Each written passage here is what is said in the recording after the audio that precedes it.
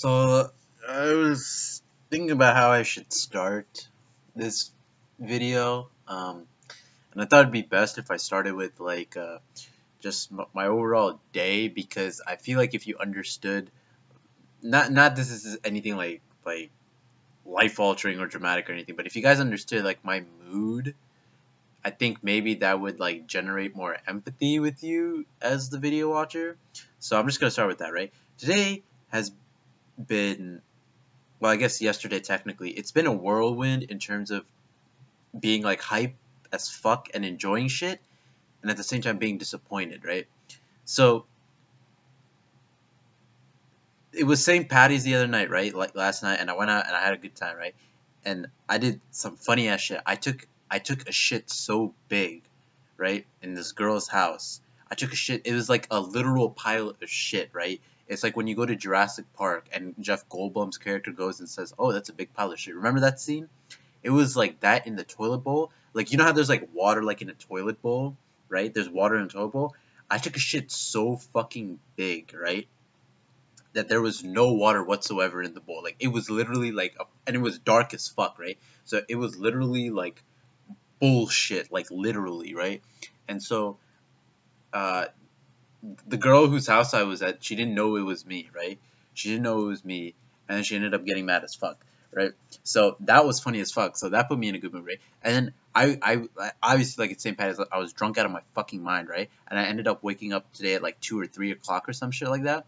And then I ended up watching Final Round, right? For those of you guys who don't know, Final Round is like it's a, I don't, well, yeah, I would say it's a fairly big fighting game tournament, right? It's like with Evo and for, like, what else is there, like Capcom Cup, like whatever, right? Any one of those like big fighting game tournaments. And I watched the Dragon Ball Fighters and the Tekken Top 8, and both of those were sick as fuck, right? Um, First of all, Sonic Fox and Dragon Ball Fighters, he's insane. His 16 is insane. There was this one time where so he was fighting Goichi, right? And obviously I'm happy Goichi won. He ended up beating Sonic Fox in the end because Goichi's Gohan is just like on some next level shit, right? And obviously these two are probably like the two best fighters players like in the world, right? And Chris G, I think, had a pretty strong outing because my brother, I think, was rooting for him because Trunks is my brother's favorite character and he plays Trunks in Fighters, and Chris G was using Trunks, I think, with Vegeta in 18, right? And so that fighters final was so hype because on like one fucking pixel, or like, Sonic Fox like beat all three of Goichi's characters. Who was it? It was Gohan, Vegeta, adult Gohan, Vegeta, and Cell. And uh, Sonic Fox was using his regular team of 16, 16 Goku Black and Cell. No, 16 Goku Black and Hit. Excuse me. So that top 8 was hype in itself. The Chris G thing was cool. Who is who was the other guy? Fuck, Gakura or something. I forget. I can't. I know his name. I just can't say for whatever. That losers final I thought was pretty good too. The one that he had against Goichi. So yeah, I was very happy Goichi won because especially that grand finals was sick as fuck. And then the Tekken top 8 was nuts because Ni sent JDCR, right, 2-0. And look, I'm already 4 minutes, and this is supposed to be like a Dragon Ball Super episode review, but again, like this is gonna help you. So trust me, just stay with me, right? Ni sent JDCR 2-0 into the losers bracket, right? And yeah, Ni ended up winning the whole thing, and that was sick. That was insane. Like I think he used Paul. Yeah, he 2-0. Yeah, I think, yeah, he 2-0 JDCR with fucking Paul. Uh, who and like Ni uses Brian, Deviljin, sometimes Steve. But this is the first time that, not the first time, I've seen him. I think I've seen him use Paul before. I can't remember which exact tournament, but that was like so out of left field for me, right? Maybe he's been playing him as of late, and I just don't know shit. I don't know what the fuck I'm talking about. But anyway, point is, he 2-0'd him, right? And then there was Lil Majin. I think he was facing a Kokoma or Chanel or someone, and I wanted him to, like. I mean, he made top 8, so that in itself is like fucking incredible because he's American and he's he was the King player, right? And I like King. That's like one of my top 3 favorite characters, right? Jin Law and King. And so I wanted him to go very far, but he ended up losing. And then the only other American I think was it was Anakin, right, with Jack. So, but anyway, the point is, like, Drama Fighters in the second top 8, like, that shit was nuts as fuck. I thought Saint was going to beat JDCR for the first time in a while. I think he took the first match with Jack, and then he was up 2-0 on him, and then, I don't know, JDCR went beast mode with fucking Dragunov or some shit, right? Anyway, and then, yeah, Grand Finals ended up being JDCR with Dragunov versus, what's his name, Nee with a Diablo Jim, right? Devil Jin. So, and he ended up winning, so I was happy about that. But point is, Drama Fighters in Tekken Top 8 was hype as fuck, and that also put me in a good mood. But then we get to the basketball side of things, and especially the college basketball side. So the thing is, I usually talk about like Spurs and San Antonio whenever I do a stream or whatever. But if you guys don't know, I'm a North Carolina Tar Heel fan, right? Like that's been my team for probably like 10 plus years, 12 plus years, 13 plus years, pretty much 15 plus years, right? About the same time since I've been a Spurs fan, 2003 around, right? And in that time span, I've been able to see UNC win the chip 3 times, 2005, 2009, 2017. So I really like that team, right? And yeah, we have 6 rings over Duke. And I didn't go to UNC. I went to UMD, right? I went to University of Maryland, and I still was a UNC fan then. But the point is, like, UNC lost today when they were the number 2 seed in their particular region, and they didn't even make the Sweet 16, right? And yeah, it sucks, right? And that was especially well, not especially painful, but somewhat painful because Joel Berry, I thought he was like one of the better Tar Heels to come in there, right? And Theo Pinson, and especially with us like winning the national championship last year and then going out this way, yeah, it sucks to lose this way, but so that was painful. But back college basketball in general, my bracket is fucked as all hell. It has been degraded. It's been fucked in all 3 holes. It's been like, and it's been left as like a fucking cock sleeve on the corner of fucking Chungcheongbam, oh, that's actually kind of racist, Chumbamway or some shit in like this obscure ass part in fucking Asia, or like this ditzy bar in something like fucking New York. Anyway, it's my bracket's like a fucking crack hoe, right? That's the point. It's like been degraded. Fucking, if you were to look up like a doujin, like a hentai doujin, under any fucking tag, Netarare, Ahegao, Lolika, like you would find that shit over there, right? So that's the state my bracket is in, and I'm sure like everybody else's bracket's in there, right? Because let's be honest, the NCAA tournament has been fucking incredible, right? First of all, so yeah, UNC was the number 2 seed and ended up losing to Texas A&M, which is the number 7 seed, right? And Virginia losing in the first round to UMBC as a 16th seed, right? Virginia was arguably the overall number 1 seed in the entire tournament. Everyone was thinking that, well, not everyone, but people were picking them. They're like Golden State Warriors, Cleveland Cavaliers, like that level, right? If you guys watch the NBA. And they lost to UMBC as a 16th seed. That's never ever happened in the NCAA tournament. I think it's happened in the women's tournament, but not the men's tournament. So that was fucking history, right? But the reason I'm bringing that out is because I went to UMD. UMBC is like fucking 30 minutes away from that school, right? Well, no more than 30. Well, yeah, no, 30 minutes. Baltimore, College Park, around there. But so I was part of that. I don't give a fuck. I didn't go to UMBC. I don't give a fuck. But I'm still a part of that shit, right? So Virginia was in my Elite 8, right? And I didn't have them going to the Final Four because I actually had Tennessee coming out of that region being into the Final Four, right? I had them beating Virginia in the Elite 8, but Virginia lost in the first fucking round to UMBC as a 16th seed. The number 1 seed lost to the 16th seed, right? NCAA tournament has 64 teams, 16 teams per for each of the 4 regions. 16 times 4 is 64, right? So they beat them, and they were in my Elite 8, right? So that entire region is already fucked, right? Not only because Virginia lost, but Tennessee lost, right? Tennessee lost to, I don't know, I think they lost by like 1 point to Chicago Loyola or something like that. And they're in the Sweet 16 now, too. They ended up beating, I forget, one of the number 5, number 3 seed. I forget who, right? But then Arizona lost, and they were the number 4 seed, right? And they lost to the 13th seed. Then there was the insane Cincy-Nevada game that aired today. Cincinnati was the number 2 seed in that entire region, right? So Virginia's gone, Cincinnati's gone because they lost to Nevada, and that game was insane, right? Wichita State lost like a couple days ago, technically, and they were the number 4 seed in the region with Villanova and Purdue, right? They were the number 4 seed and they lost. Then Michigan State lost today to Syracuse, right? Michigan State, and they were the number 3 seed. So it's like so if you guys are getting confused, there's 64 teams, right? And there's 4 regions, and 16 teams are split apart.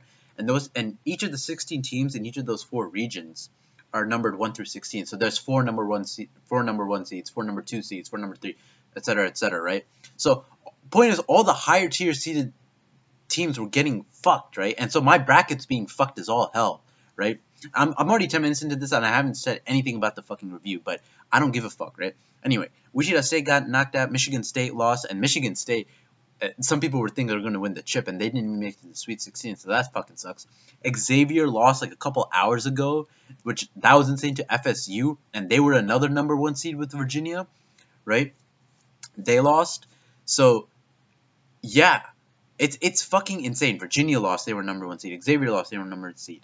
UNC lost, they were a number 2 seed. Duke's still in, Purdue's still in. Cincinnati lost, and they were a number 2 seed. Yeah, Wichita State was the number 4 seed. Michigan State was the number 3 seed. So all the higher seeded fucking teams are losing. So I guess the point is, like, now that UNC is out, I'm probably going for Villanova or Gonzaga. And the other thing is, like, I had Ohio State in my Elite 8, and they were the number 5 seed, and they lost too. So the regions where UNC and Xavier and Virginia and Cincinnati were, those sides of my bracket are completely, like, fucked. It's a clusterfuck, right? I'm fucked in that in both of those regions. Villanova is still alive. I had them in my Final Four, and I had Duke in my Final Four also. And so I'm a UNC fan, right? So I thought it was going to be UNC versus Duke in the chip for the chip. That's not going to happen. So I need Villanova and Duke to make it to the Final Four, right? For my shit to be, like, good.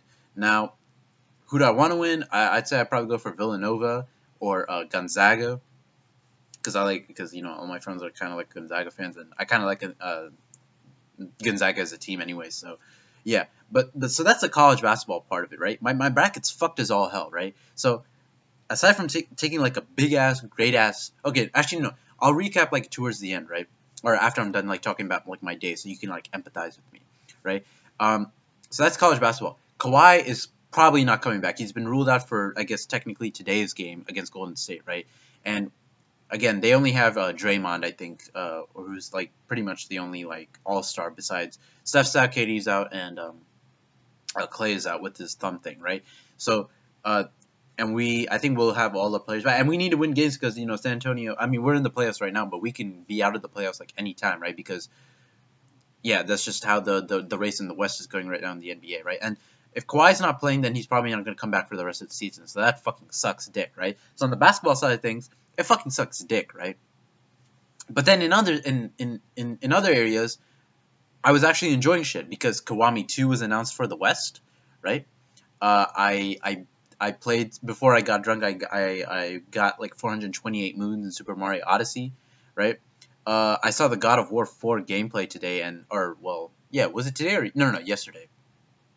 I saw the God of War 4 gameplay yesterday, and personally, I don't think it looks that good at all, because it just looks slow and stiff, and honestly, like the whole like AI partner thing with Atreus, it looks bad. If all he's gonna do is just like shooting like arrows as like part of being like a distraction, not even being a distraction. I guess being a distraction is okay, but just as chip damage to the health of your opponents, chip damage. I mean, what the fuck's the point? It's like Elizabeth in BioShock Infinite or like The Last of Us when you play that shit. And you know, that's how I look about it. All the useless AI part. I can't think of a game where you had like an AI partner that legitimately actually helped you. Like you were on like the one pixel of health or something, and they give you like a healing item to at least like give you like a fighting chance, or you know, or some shit like that, right? So yeah, I wasn't impressed with that. Then I read the JoJo Lion chapter, right? And that was lit as fuck, no pun intended, because you know the fire thing that happens towards the end. So I'm not gonna spoil if you guys haven't caught up, but that was lit.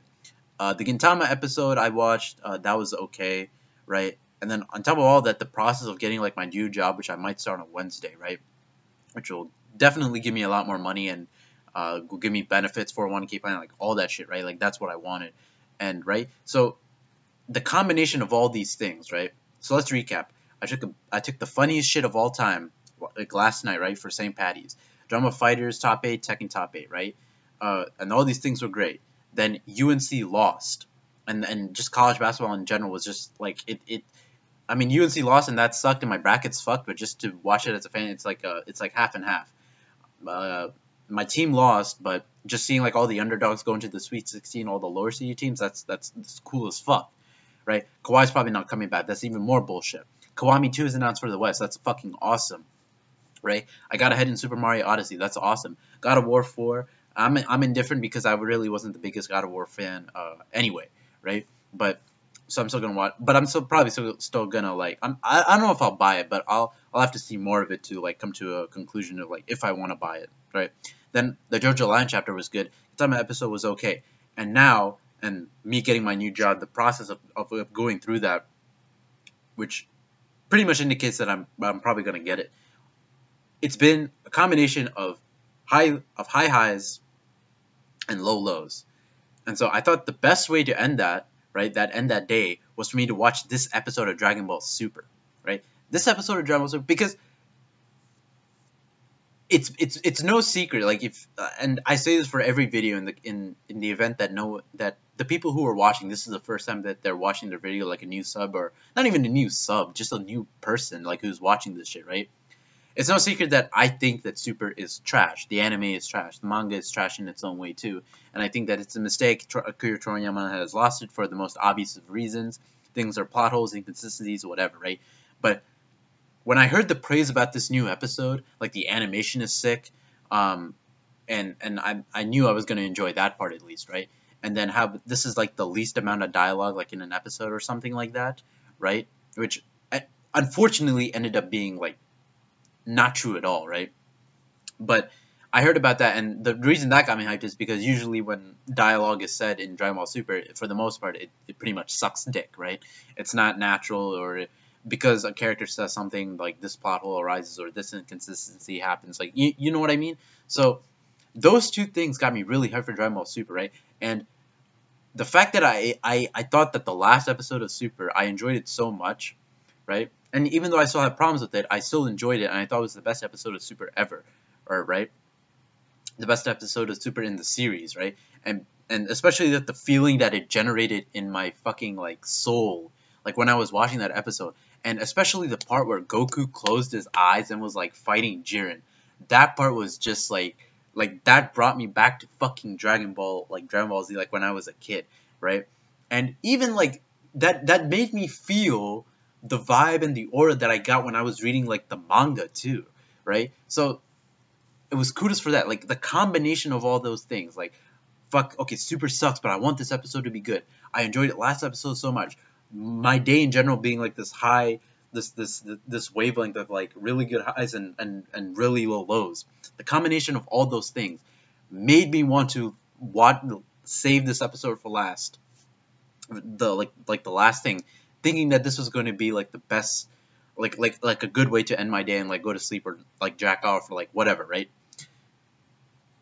But it didn't. It fucking didn't. And it didn't. And it annoys me so much. It annoys me so much. I was thinking about saying like this should be a rant, but honestly, I think I'm going to be nice for once, out of the goodness of my heart, and just put this like as a review. But this episode was, I hesitate to say whack because there were some good things about it, but me just saying meh doesn't encapsulate how I feel about it. So let's just go through it, okay? So anyway, Goku starts off saying like this is going to be the real fight, right? And then he has like this really cool jump, and he cuts Jiren's cheek, kind of like how Vegeta cut. Well, I mean, it's not the only thing. Dragon Ball Z isn't the only thing to like do, or Dragon Ball as a whole isn't the only franchise to do something like this, to cut someone's cheek and have like blood dripping and whatever, right? But the way, and even though it was cool, it was just so over dramatic, right?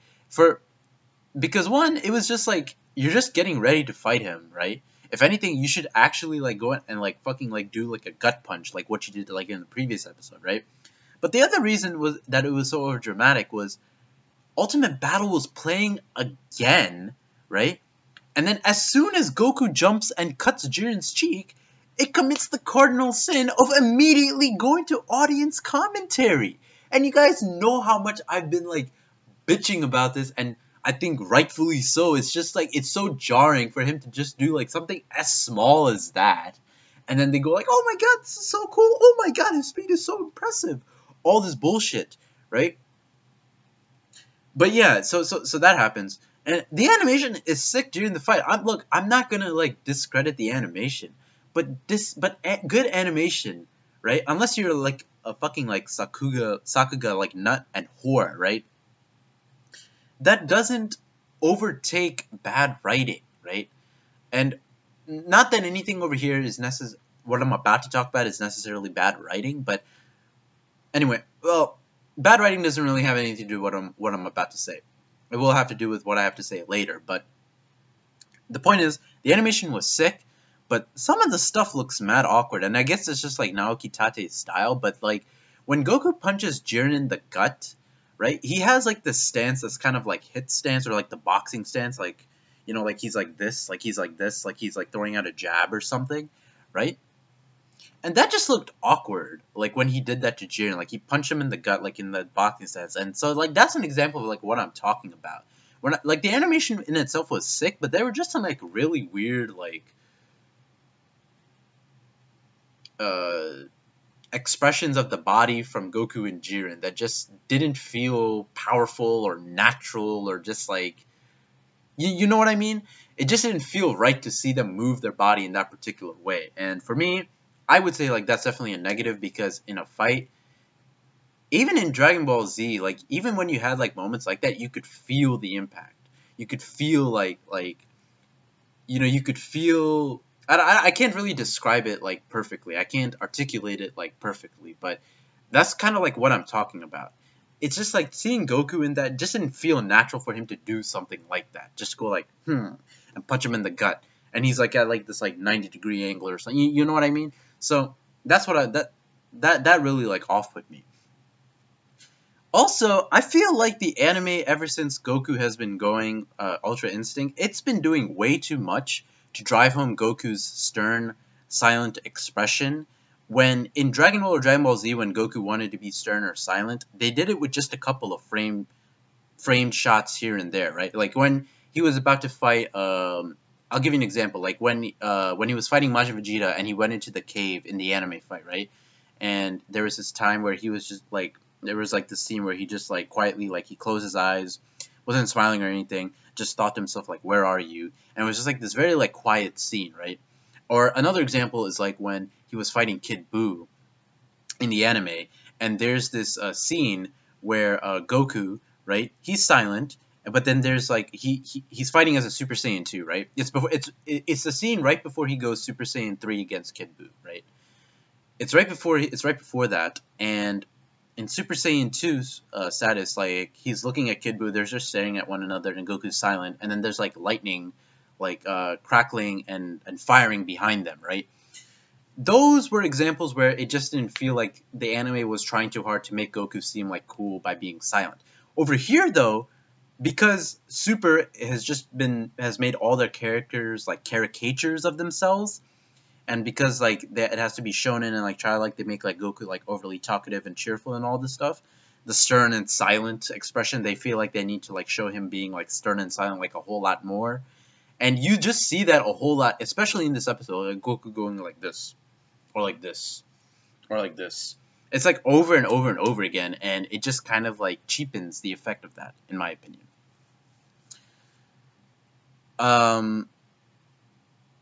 And the point, and like an example of what I'm talking about in this episode is like once he punches Jiren into the wall after the gut punch, what I was talking about, like the boxing shit, and it just shows him like why did you need to do that? Just show like Jiren just be like struggling in pain, or you know, something like that. And then this is obviously lauded with sideline commentary yet again. So the pacing is completely like fucked because of this. But then Jiren suddenly starts to go on this dickhead strength is everything rant. Like, that's just so off-putting, right? I mean, yeah, I understood, like, yeah, he was betrayed by his fellow disciples after their master was killed and all this stuff. So it's not like in itself it's inconsistent, but what is inconsistent about it is just like how he was the silent dude, right? And all of a sudden him losing has him do like this generic shonen like strength is everything rant. What the fuck? So that was off-putting as fuck, right? Like that just did not feel natural for Jiren's character to do something like that. Not that he can't feel trauma from, or not that he can't feel impassioned or motivated by the death of his teacher, and like come to this belief that friends aren't anything, or anything, or something like that. But it's just still so off-putting to see. It doesn't feel natural for his characters, regardless. And but that being said, his powering up was cool. Eiji Hanawa, who I think is Jiren's like voice actor, his screaming I thought was so sick. I thought the screaming, like, you guys already know how I feel about like screaming in drama. I think it was like it's overdone. It's not the most. It's not something that I really like point out like in a. It's not something that I usually point out like in a fucking Dragon Ball fight, but I just thought like the way that Hano, like the voice acting when he was screaming, I thought was so sick. It was cool as fuck. And I thought that his ki causing like appearing to be like fire like on the battlefield, that was sick too. But even with that all being said, Jiren having all this hidden reserves of strength is it's just fucking stupid, right? The shirtless Jiren looks cool as fuck, but we've already been hinted at. We as the audience have already started to see traces of Jiren's full power back when back when Vegeta unlocked his Super Saiyan bluer form, his royal blue form, right? And we've already started to see him use it when he had the double red ki aura, right? And then when he unleashed more against 17 and Frieza, and now he's starting to use his 100% unbridled full power? The fuck is that? So anyway, the fight starts, and the animation for the most part is pretty cool. There was a cool homage to Goku versus Cellin there, like it was like when Goku versus it was one of the Keisuke Masanaga directed or animated episodes where it was one of the Studio Cockpit episodes. I think it was like episode 129, maybe. I could be wrong about that. Yeah, I'm probably wrong about that. It's probably like 170, 180 something. But anyway, there's a cool homage to Goku versus Cell in there where they're like zipping around the battlefield and like teleporting and shit, and then they clasp hands and power up. So I thought that was pretty sick. And then there's like this dialogue about how Goku like he draws his friends in and all this stuff, and like the people that he fights become his allies and stuff. And there's two things I want to say about this. The Roshi dialogue on Goku was fantastic, where he goes like, "I'm sure he doesn't believe that he got here by himself." I thought that was fantastic because I think Goku is that type of character to like think that line of logic. Like Goku would be the sort of character to know that he didn't get here by himself, and especially considering the kind of like loner, selfish character that Goku is, the sort of lone wolf character Goku is. Not lone wolf like Piccolo and Vegeta, but like lone wolf like he fights alone.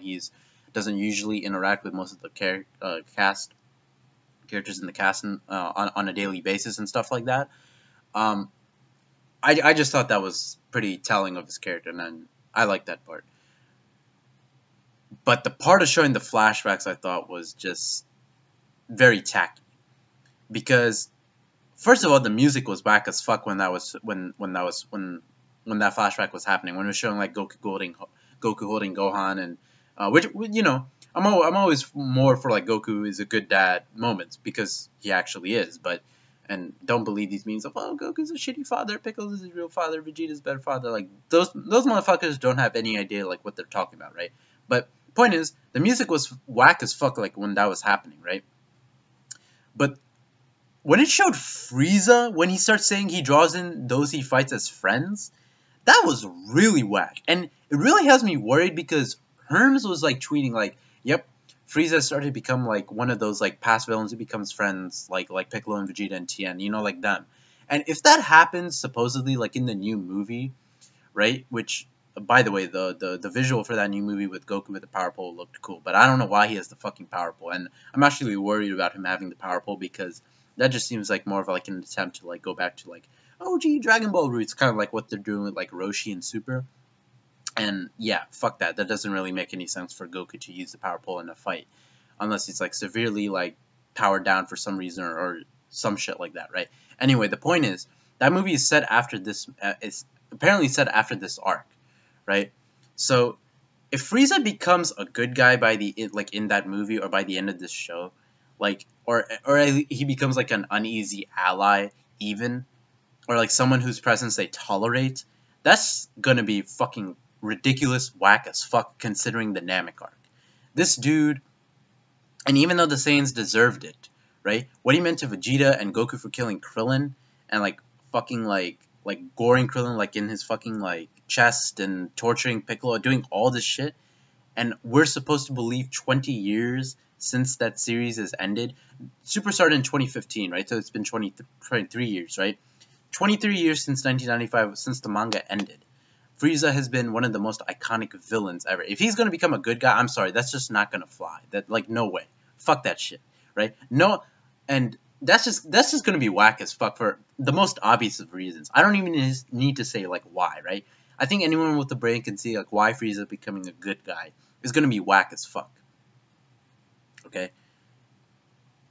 So yeah, that was whack. That whole flashback thing was, for the most part, pretty whack. Very tacky. But now it's starting to get, like, fucking infuriating. This narrative of pushing friendship is really whack, too. Listen, look. There's this part where Goku says, like, Ultra Instinct is his friend's power. And that, to me, is, like, the most fairy tale, garbage, cliche shonen thing, generic shonen thing that I've, like, seen in a Dragon Ball product for a long time. This is our power? Are you fucking serious? Listen, I could understand if this was the Genki Dama against Buu, right? I can understand if it was fucking that, because that felt organic, right? But Ultra Instinct? Ultra Instinct? How the fuck is Ultra Instinct indicative of your friend's power? What the fuck is that? Goku helping Gohan to kill Cell is indicative of friendship, family love, you know, that sort of thing. But here, Ultra Instinct? Vegeta and 17 and Frieza gave opportunities for him to regain stamina. Even though if this was half a competently written show, Goku wouldn't gain stamina because he rested for 1 minute and 5 seconds or some shit, right? But Vegeta and 17 and Frieza gave opportunities for him to regain stamina, and giving him opportunities to regain stamina is indicative of Ultra Instinct being his friend's power? Are you fucking kidding me? Not only that, this shit is fucking Naruto versus Sasuke all over again. Jiren saying, him saying friends aren't important and shit is the most cliche generic shonen thing that even the original Dragon Ball manga never went down. It never went down that path. Friends aren't important? What the fuck is that? What the fuck is that? This isn't fucking Naruto. This isn't One Piece. This isn't like Boku no Hero, and you know, it's not a fucking modern Dragon Balls shouldn't be like that. What the fuck? Friends aren't important, bonds aren't important. Like, god damn, can you get any more fucking generic? Jiren is basically fucking Sasuke. His parents died. Someone killed them. He sought strength. Friends aren't important. He's fucking Sasuke. What the fuck kind of shit is that? People are saying he's Batman. What the fuck? Batman wouldn't say friends aren't important. He has a fucking bat family. He knows the importance of family and having friends. Dude, that's why Dawn of Justice fucking sucked, because fighting Superman, right? Fighting Superman being the genesis of the Justice League is just fucking retarded. That's just like a fucking retarded idea. I'm sorry, right? Batman knows he knows when he needs help, and he knows when he needs to do help, or to use help. This Jiren, he's not fucking Batman. No fucking way.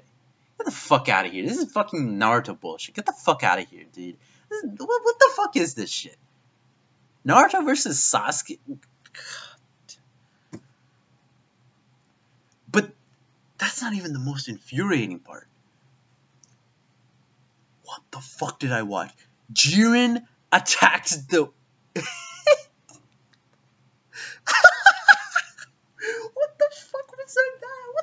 What was that? What was that?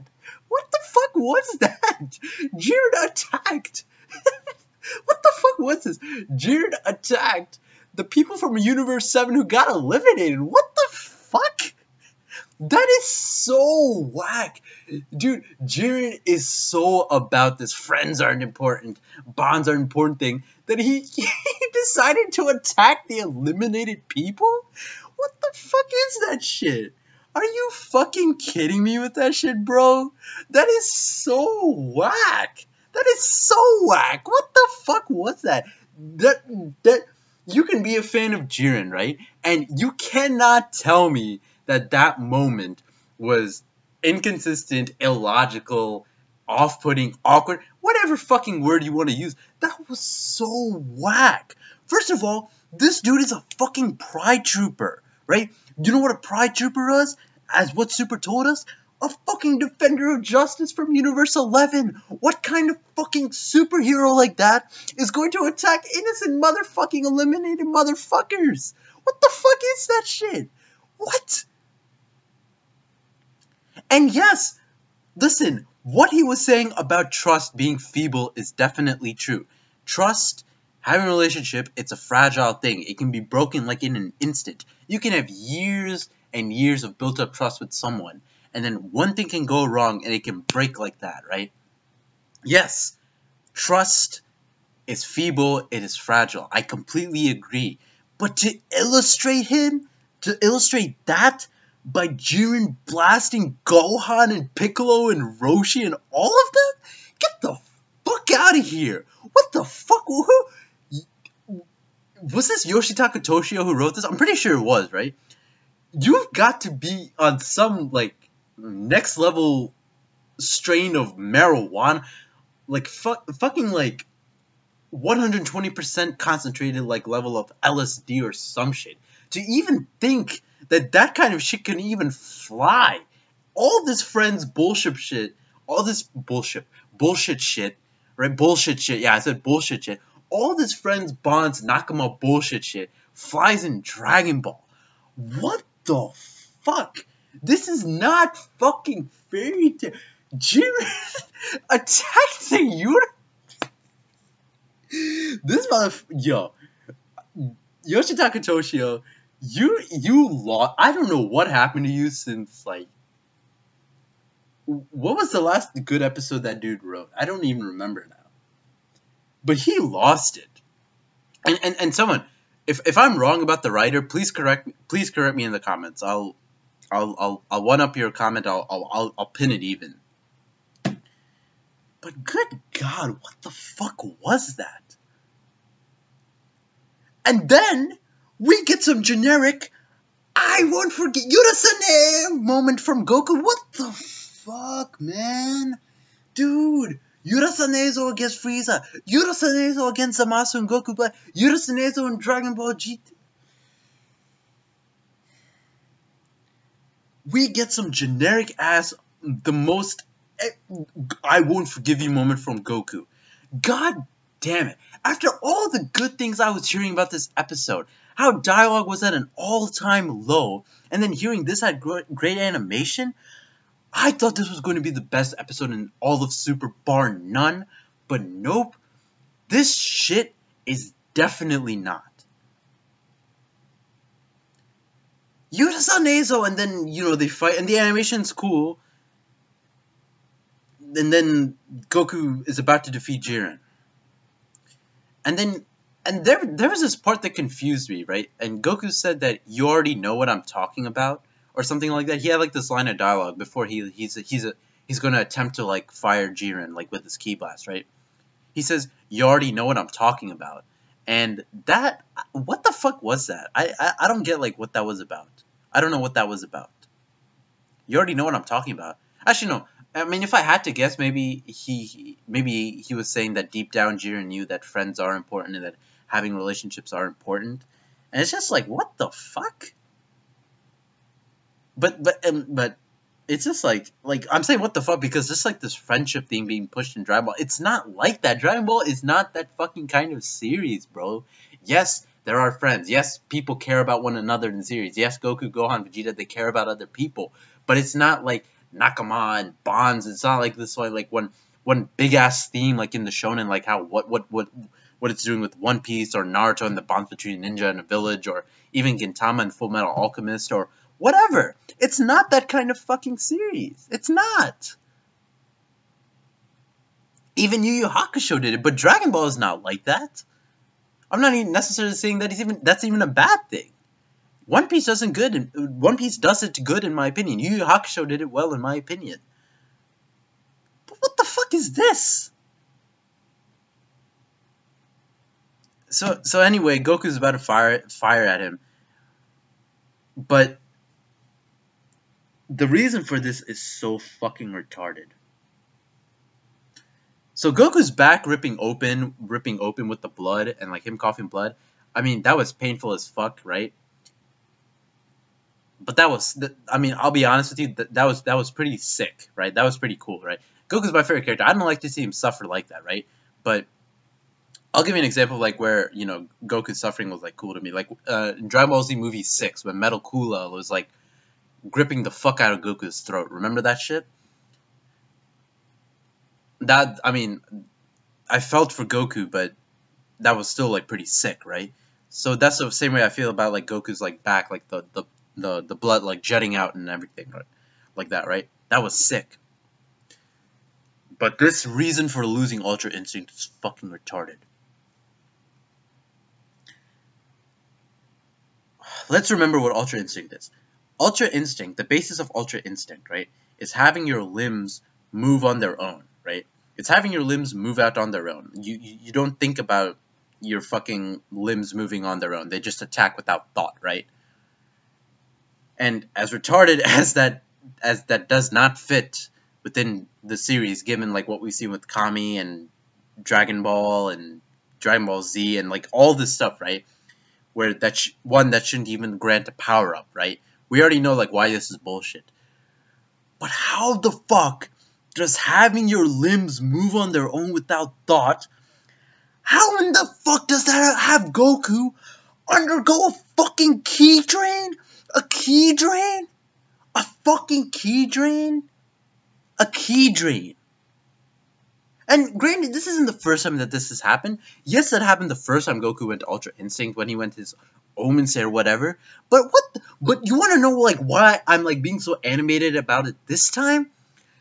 Because this is fucking mastered Ultra Instinct. You know, look, when Super Saiyan 3 ran out, when Golden Frieza ran out, when Trunks Super Saiyan Stage 3 ran out, when Frieza and his 100% form on Namek ran out, right? Out of ki, when there was a ki drain, right? It's because that they had powered up too much. They couldn't control the ki drain. Not because they could their fucking limbs were moving on their own or some shit. What the fuck is that, right? But that's not. Here's the bigger thing with this, right? This is fucking mastered Ultra Instinct. Mastered. Keyword perfect, true, whatever the fuck you want to call it. You want to know what mastered Super Saiyan was back in the Androids arc during the Cell games? Goku and Gohan achieved that so that their ki wouldn't fucking drain as much. Mastered Super Saiyan Blue in the manga and what was introduced in the anime in this fucking arc. You want to know why it was called Mastered Super Saiyan Blue? So that their ki wouldn't fucking drain out. So how the fuck does Mastered Ultra Instinct, true perfect Ultra Instinct, how the fuck does that have a fucking ki drain? What the fuck is that shit? How the fuck fucking Mastered Perfect Ultra Instinct has a ki drain? Because his limbs move on their own. So this happens, and then he loses, and then he depowers out of the form, and then Jiren blasts the ground, and he's about to like fall out, right? And then, to no one's fucking surprise, Frieza saves him. But then, out of like the most left field awkward shit ever, Android 17? Android 17, bro? Oh my god. What the fuck kind of anticlimactic reveal was that? Right? It's not... Look. Jesus. Dude, Majub's reveal, like when he saved everyone from Baby Vegeta in Dragon Ball GT, that's how you show someone coming to like save the day, or like someone's fucking alive or something like that. Android 17, it's like the most like anticlimactic... I can't even find the right phrase or word. Anticlimactic, that's all I can use, really. Like, most quote-unquote normal, like, reveal ever. It's like, Frieza comes, he shoots out like this little like dumbass like shockwave thing to like save Goku, right? And then all of a sudden it goes to like 17's like like 17's like arm or something coming out. It's like, what the fuck? 17 is alive? This is terrible for like many reasons. One, how the fuck did he even survive anyway? How the fuck did he survive? How the fuck did he survive? And again, look, this is the same reason why Vegeta surviving his final explosion attack against Toppo makes no fucking sense. Whether 17 used... Whether Super forgot that 17 had the self-destruct removed from him, right? So let's say 17 used this... Let's say 17 used the self-destruct device, right? One, that would be a plot hole considering the androids arc, right? But two, there would be no way for him to come back from that shit, right?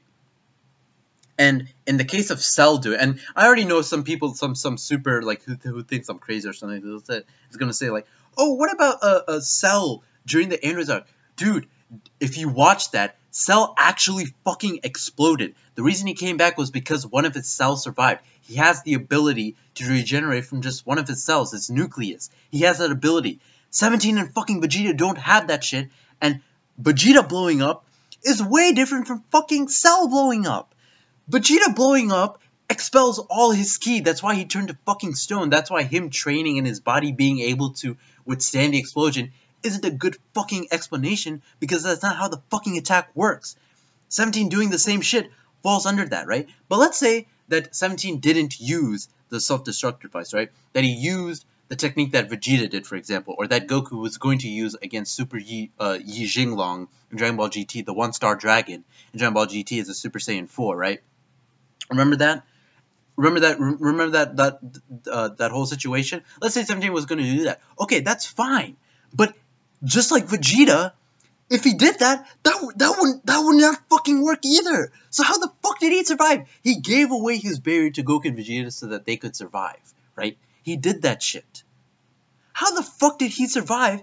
And how do you... And now, everything that I praised about 17 being like, oh, Toei actually did like this. Wow, they killed 17. Holy fucking shit. That reaction, just being like, someone fucking died. And yeah, the Dragon Balls exist, they can wish him back or whatever. But in the heat of the moment, right? In the heat of the moment, in the heat of battle, right? Not trying to quote Ryu there, right? And you as an audience member, when you're watching that, you're not necessarily thinking about like consequences or like after effects or whatever, right?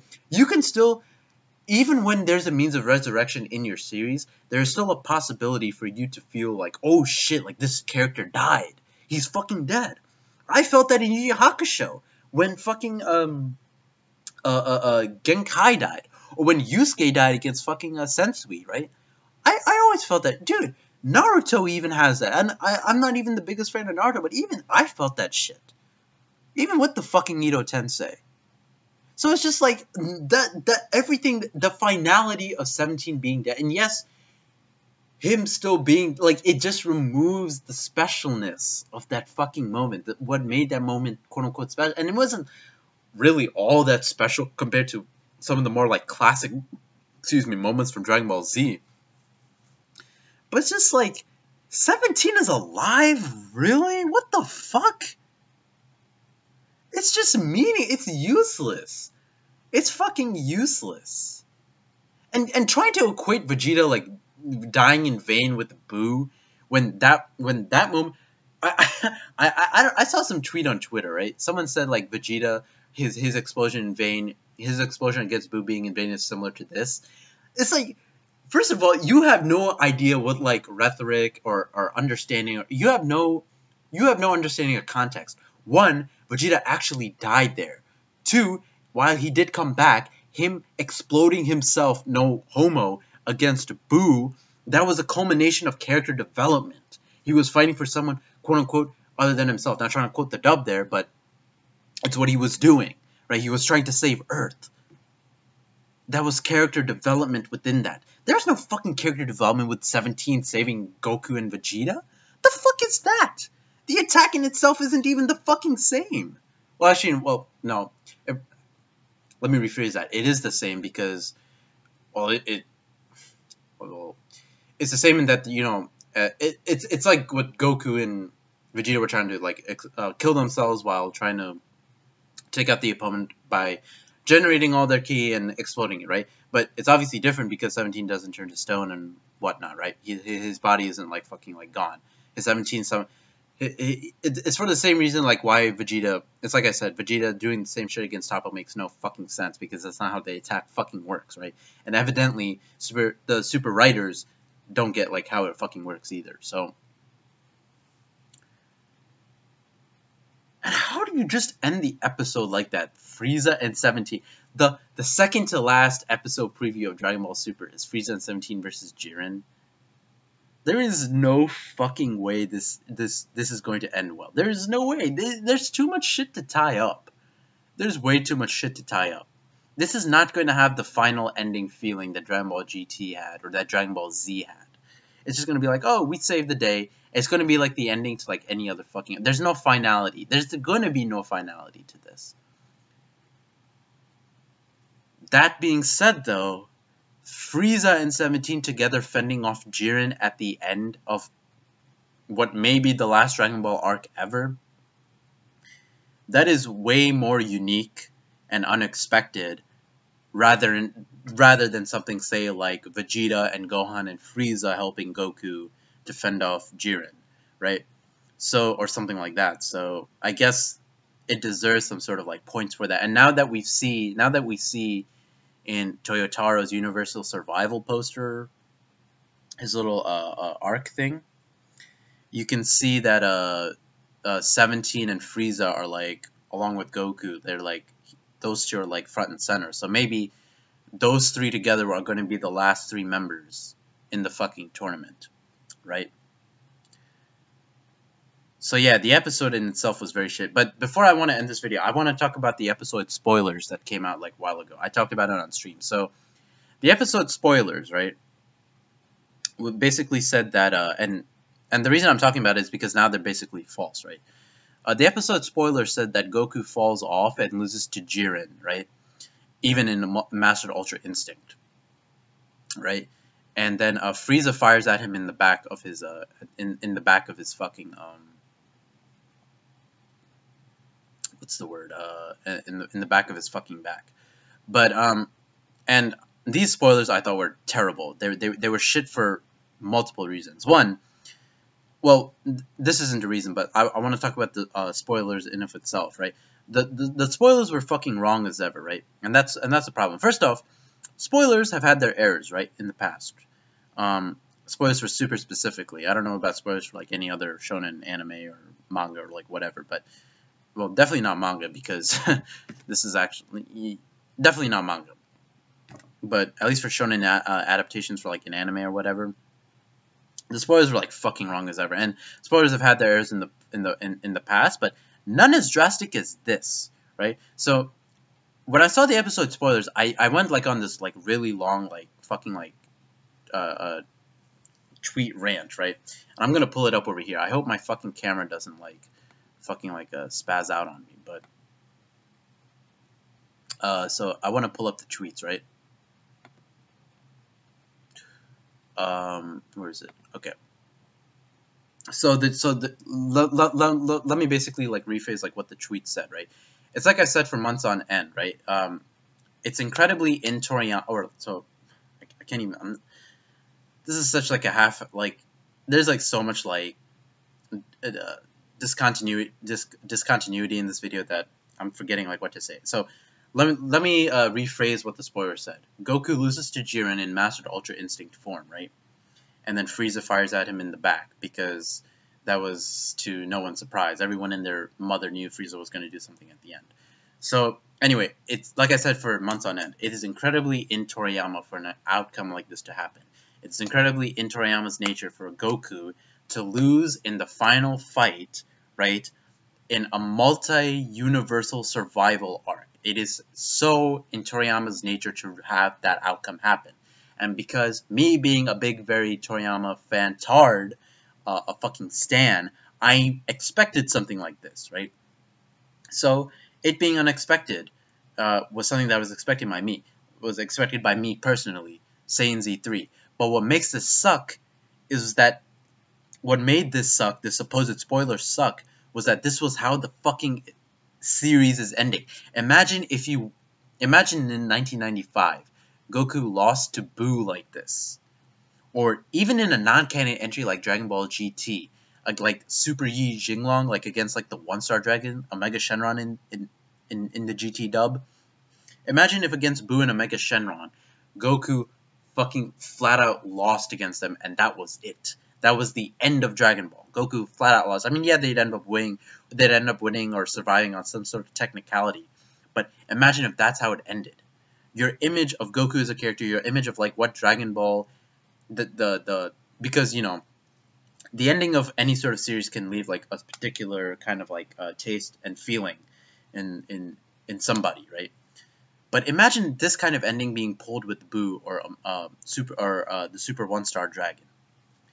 It is just a needlessly expected way, in my opinion, at least for me it's expected, to quote-unquote betray expectations. Because that's what Toriyama is about. Toriyama is about betraying expectations and irony. That's how he operates. Whether it's the smallest person being the strongest, or if I want to use Super as an example, immortality, Goku Black fusing with Zamasu and them fusing to become Mer Zamasu, and Goku Black being unimmortal, and that somehow like fucking up like basically a mortal's body like being unable for immortality to be like feasible or viable anymore, even though that doesn't make any fucking sense for the most obvious of reasons, right?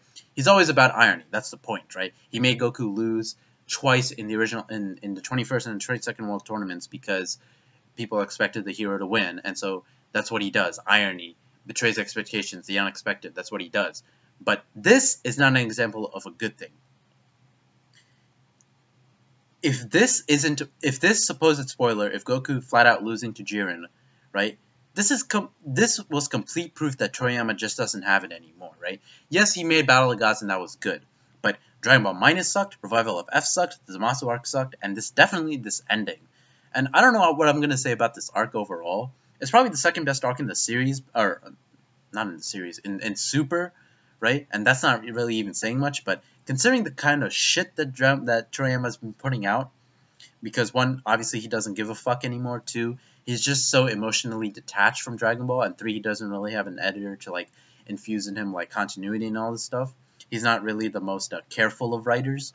All this stuff put together obviously shows that Toriyama just doesn't have it anymore. I mean, yeah, he can put out Battle of Gods, and maybe the new movie will be good. I highly doubt the new movie will be good, considering that's Frieza, Saiyans, and probably like all this retcon shit is gonna be introduced. But the point is, this supposed ending of Goku losing, right, to Jiren flat out, the supposed spoiler, was complete garbage, right? Now, I'm gonna go like more explicitly now, right? It's fine if Goku loses, right? It's fine if Goku loses. He's lost against Roshi. He's lost against Tien via luck. He lost against Vegeta when he went to Uzura form, and he flat out lost against Cell, right? So he's lost. But what isn't fine is making him a loser through the entirety of your new series. Goku is not fucking Satoshi or Ash Ketchum. For all those losses I just mentioned, those were justified by wins against the Red Ribbon Army, whether it was Mercenary Tao or the Red Ribbon Army itself, or Piccolo, or King Piccolo, or Frieza, right? All those wins, or even movie, if you wanted to take like movie wins. Well, I mean, I guess we don't have to count that, but anyway, the point is, for all the losses that he also had wins. Goku wasn't a fucking jobber or loser, right? He lost against Cell and he lost against Buu, which was supposedly like the final arc in Dragon Ball Z. Well, really, he didn't even lose against Buu. He himself couldn't defeat Buu, and with the help of the Genki Dama, a technique that only he could use, right? And him turning Super Saiyan, he ended up killing Buu, right?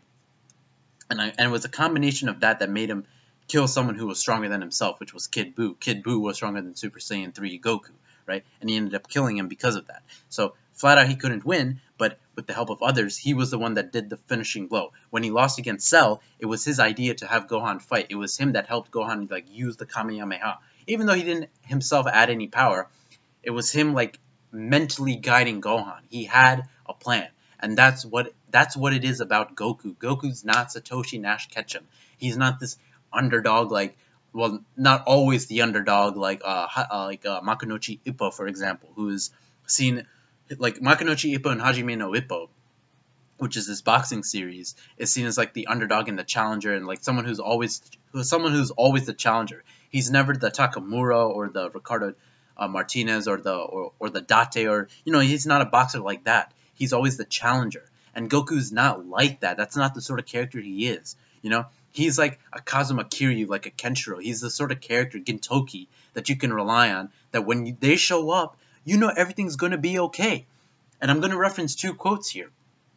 Bulma, right? Bulma, when Bulma had this quote, and it wasn't like this really like super memorable or super like out there quote, but Bulma had this quote where she said, "If Sun-kun shows up, everything will be okay," right? And that was the case. When the Piccolo stuff happened, when the Piccolo arc happened, or really when the Red Ribbon Army arc happened, when the world was in danger, it was thanks to Goku that the world was saved. Something would happen because of him, right? He might not flat out beat the opponent like with Cell and Boo, right? But he did something, right? He did something that would save everyone. He did something that would save everyone. Whether it was flat out beating Frieza or having Gohan turn Super Saiyan, or like whatever it was thanks to him that the world would be saved. It was his effort. Not solely his effort, but he had direct contribution to that. Dragon Ball Super doesn't do that, right? The Beerus loss was fine and well done, and the reason that was okay because that was the first time, right? This was the first for a Dragon Ball series where Goku flat out lost, and there was no backup plan, there was no backup Super Saiyan 2 Gohan, there was no Vegeta thinking of the Genki Dama, right? There was no Goku being the one to fight the Genki. There was nothing that Goku could do to stop Beerus from destroying Earth, right? And only out of the graciousness of Beerus's I mean, it's not explicitly stated, but I personally think that Beerus got attached to Earth's cast. Oh no, sorry, to Earth's food, right? And then obviously he fell asleep in Super, and that was just fucking retarded, right? But Beerus using too much power, I don't think that was really shown that well in the Battle of Gods movie. Part of the reason why it was an 8 out of 10. But anyway, the point is, the Beerus loss was fine and well done, right? And the fact that there was nothing anyone could do was such a refreshing change, such a refreshing resolution for a Dragon Ball quote-unquote arc. And now people are going to say, oh, but he didn't lose all the time, he killed Frieza. Yeah, he killed Frieza, but first of all, the ending was anticlimactic as fuck. Whis turning back time to what, like 2 or 3 minutes or some shit? And then he needed to be written out of character to spare Frieza when after Namek, the entire point of his entire fight on Namek was him getting over that, him being naive? That was the entire point of his character. So that doesn't fucking count. That doesn't fucking count. The ending is fucking anticlimactic as fuck, and he was written out of character for that shit to even happen. Then he lost against, he forfeited against Hit for God knows what fucking reason, right? And let me go back to that Frieza stuff, right? He had to suffer from power scaling problems, right? In the movie to be shot by Sorbet, right? At least in the movie, and the anime did it better by him being powered down to base and then being shot, right? In the back at that too, which made the whole like naive, gullible, made it more like Majin Vegeta knocking Goku out like behind the back, right? It was something like that, or Frieza attacking Goku like behind the back. So that was something that Super did better than the movie for fucking sure, right? And then he needed Whis to turn back time for an anticlimactic ending, right? But yeah, so I just wanted to put that in there. But then he forfeited for no proper reason against Hit, being a pawn. What the fuck kind of shit is that? Being a pawn? Dude, his quote-unquote loss against Hit made no fucking sense. It was just a way for Toriyama to say, ha ha ha, Goku lost. Being a pawn? What the fuck? Do you want to know? You want to know what being a pawn is? Being a pawn is like being manipulated by light in Death Note. That's being a pawn. Remember that one Shinigami that was that one female Shinigami that wrote L's name in the Death Note, and then she died, and then she realized that she was being manipulated by light. but she did that to save like her Death Note user or holder. That's being manipulated. Not Goku and Hit fighting for Beerus and Champa. That's not fucking manipulation. That's not being a fucking pawn. Game Master being manipulated by Sensui in a life and death battle with Kurama and Yu Yu Hakusho. That's being a pawn. So forfeiting for no reason against Hit was garbage writing. Then he couldn't beat Zamasu in either the anime or the manga with that bullshit. In the manga, he had like mastered Super Saiyan Blue, and somehow that made him compete with Merge Zamasu. Put him on fucking Super Saiyan Blue Vegito's level. I don't fucking know what kind of sense that makes, but anyway, the point is that he couldn't beat Zamasu, right? And the bullshit I'm talking about in the anime is fucking Trunks' Genki Dama sword, which made no fucking sense. He pulled a Genki Dama sword out of his ass, a fucking Bankai out of his ass, or Zamasu magically making clones. The point is, at the end, Goku was helpless against Zamasu. He couldn't do anything, and they needed to call Zeno to fix everything. What the fuck kind of shitty-ass ending is that? Have Trunks go off and live in some fucking new timeline with clones and shit? The fuck kind of shit is... Could you imagine reading the end of the Androids arc back in 95, proposing that idea, and Dragon Ball fans accepting that? Get the fuck out of here. And now you had this proposed spoiler with Jiren, that he flat out lost to Jiren. Thankfully, this is not how it happened in the actual anime.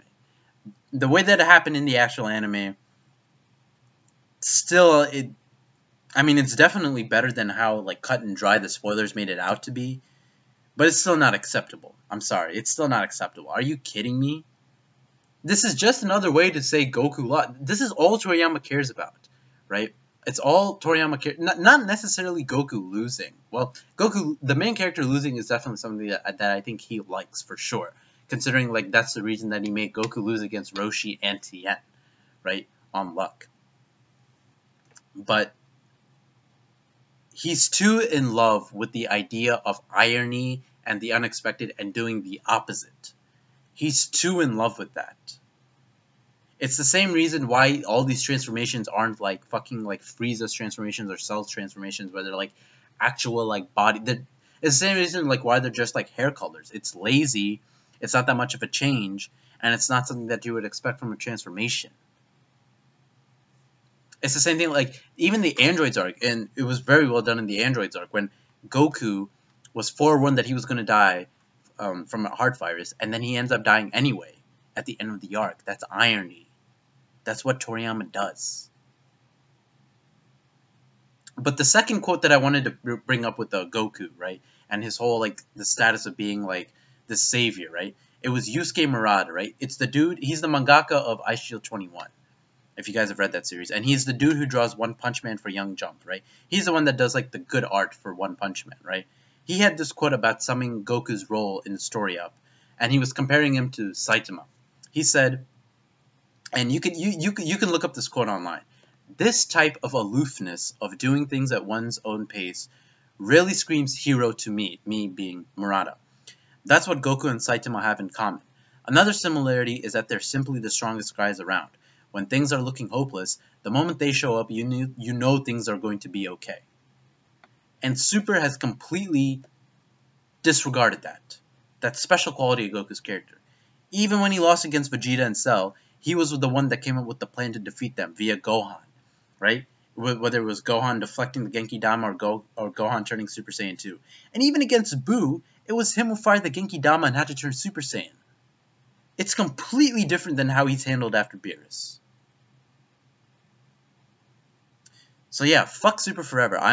We only have one more Super episode to deal with, and thank God. Thank God.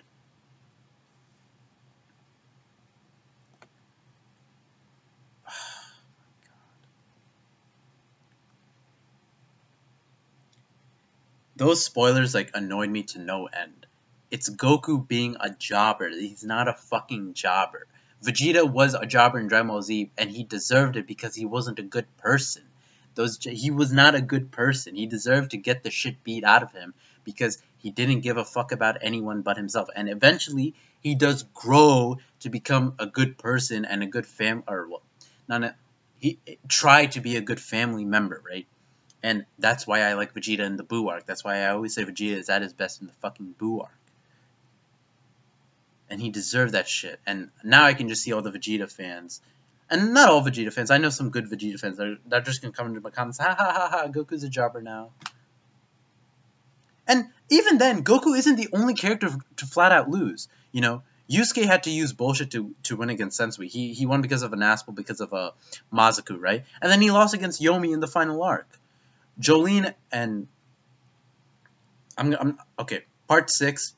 If you guys know what happens in Part 6, I'm not gonna spoil it, right? So I'll just say Part 6 spoilers. Joe Yabuki died against Jose Mendoza. Hao basically wins at the end of Shaman King, right? So this Dragon Ball Super, and well, Dragon Ball as a whole, isn't the only franchise to make its main character lose. But you want to know what the difference is? All those weren't mired by endless losses or wins because of extra help and bullshit for the main character. Yo didn't lose endlessly. Joe Yabuki didn't lose endlessly. In Part 6, Jolene, and Jotaro for that matter, didn't lose endlessly. Yusuke didn't lose endlessly. He beat fucking Toguro. He beat fucking Sensui, even though it was because of an Aspel. Dragon Ball Super does that. It makes Goku lose over and over again, and that's why this fucking supposed spoiler would have been fucking garbage had this happened.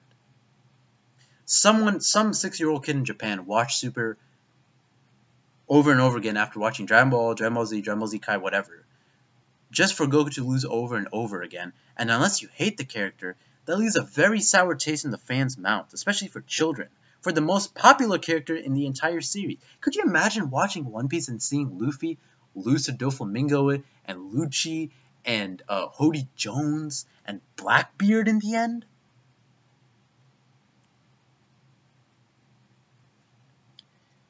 And so who knows? Maybe Goku still might flat out lose to Jiren in the end. We'll see, but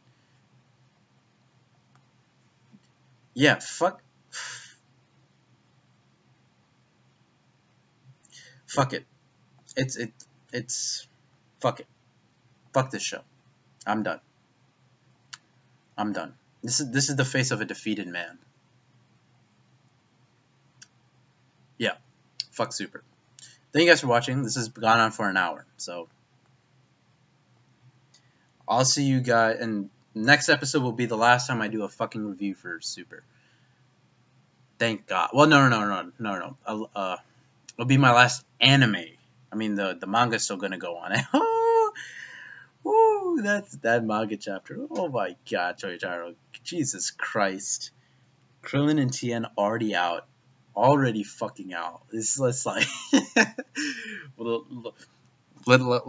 let's exclude Boo for no fucking reason.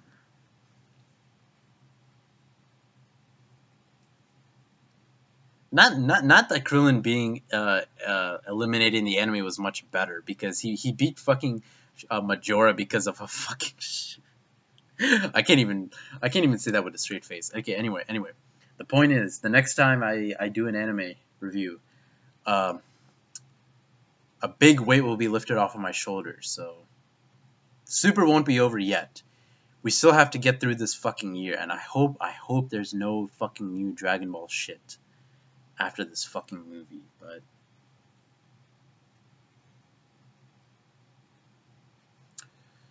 anyway, it's late as fucking night, so I will see you guys in my next video. Thank you guys for watching, and have a splendid night. Jack off well.